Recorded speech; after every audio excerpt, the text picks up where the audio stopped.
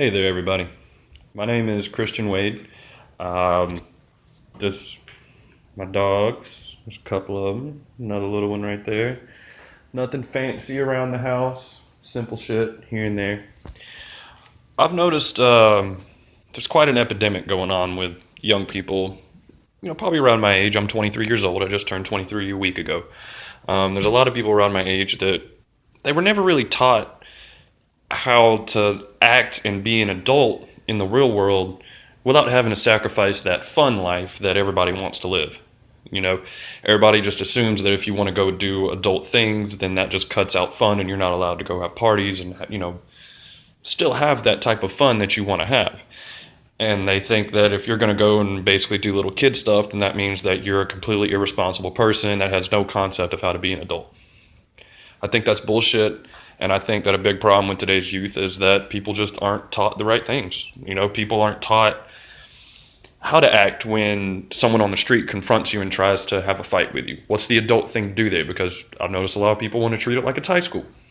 They think you can just throw fists in the fucking middle of the street, and then when it's done and over with, oh, that's it. We're men about this, or whatever.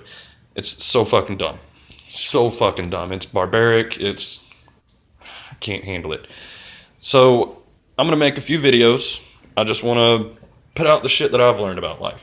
In my very measly 5 years of surviving out in the real world by myself, I just have a few lessons I want to pass on to some of these kids who seem to be really, really struggling. And this video is kind of just my little introduction. And I guess my first general rule. It's just a simple rule.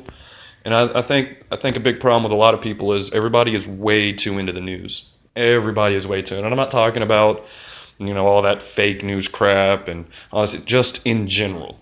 Knowing a little too much about the world can really fuck up your perception of how it is around your immediate surroundings.